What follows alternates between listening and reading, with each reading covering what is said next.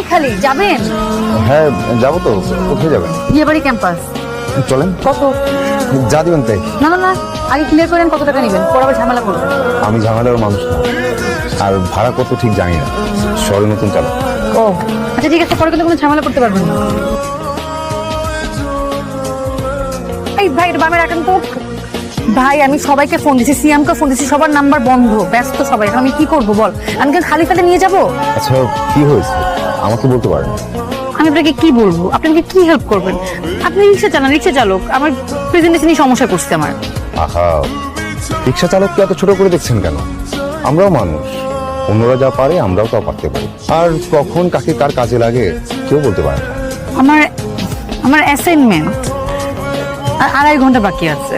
এদিকে আমার বন্ধুদের কারো কোনো খবর নাই। ওরা বলছিল যে ওরা আজকে আমার অ্যাসাইনমেন্ট করে দিবে।